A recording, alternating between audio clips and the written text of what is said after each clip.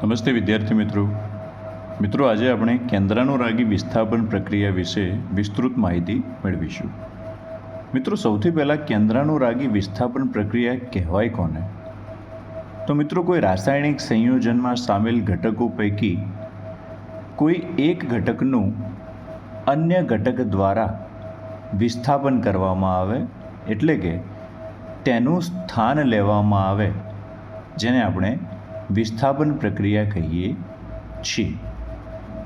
કેન્દ્રાનુરાગી આપણે સૌ જાણીએ છીએ કે કેન્દ્રમાં કયો વીજભાર હોય છે? ધન વીજભાર હોય છે.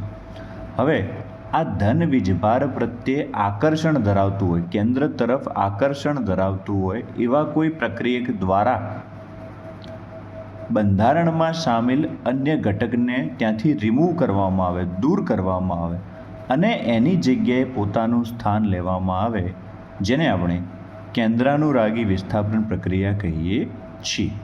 ઉદાહરણ તરીકે આલ્કાઇલ હેલાઇડ સંયોજનો, જેની પ્રક્રિયા કેન્દ્રાનુરાગી પ્રક્રિયક સાથે કરવામાં આવે છે, તો એ દરમિયાન આલ્કાઇલ હેલાઇડમાંનો જે હેલોજન પરમાણુ છે એને આ કેન્દ્રાનુરાગી પ્રક્રિયક વડે રિમૂવ કરવામાં આવે છે અને એના સ્થાને આ કેન્દ્રાનુરાગી પ્રક્રિયક જોડાય છે, જેને આપણે કેન્દ્રાનુરાગી વિસ્થાપન પ્રક્રિયા કહીએ છીએ. કેન્દ્રાનુરાગી પ્રક્રિયક તરીકે કેટલાક ઘટકો છે જેનું આપણે ઉદાહરણ જોઈએ. OH માઇનસ સમૂહ છે, CN માઇનસ સમૂહ છે, NO2 માઇનસ સમૂહ છે.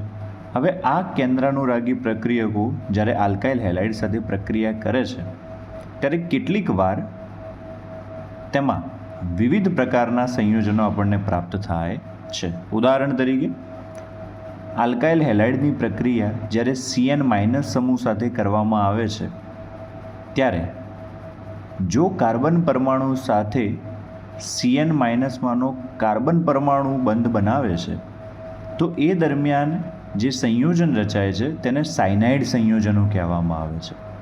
પરંતુ જો કાર્બન પરમાણુ સાથે CN માઇનસમાંનો નાઇટ્રોજન પરમાણુ જોડાય છે તો તેને આઇસોસાયનાઇડ સંયોજનો કહે છે.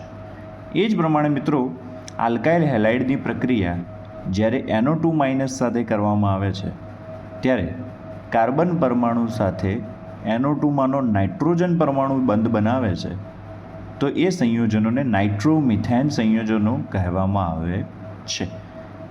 જ્યારે NO2માંનો ઓક્સિજન પરમાણુ કાર્બન પરમાણુ સાથે બંધ બનાવે છે તો એને મિથાઇલ નાઇટ્રાઇટ સંયોજનો કહેવામાં આવે છે. તો મિત્રો આવા સમૂહો કે જેમાં એક કરતાં વધુ પરમાણુ આવેલા હોય અને એ કાર્બન પરમાણુ સાથે બંધ બનાવી અને જુદા જુદા સંયોજનો આપે છે તેને ઉભયદંતીય કેન્દ્રાનુરાગી પ્રક્રિયા કહેવામાં આવે છે. તો આશા રાખીએ છીએ કે આપને કેન્દ્રાનુરાગી વિસ્થાપન પ્રક્રિયા અને ઉભયદંતીય કેન્દ્રાનુરાગી પ્રક્રિયક કોને કહે છે એ વિશે માહિતી મળી હશે. Thank you.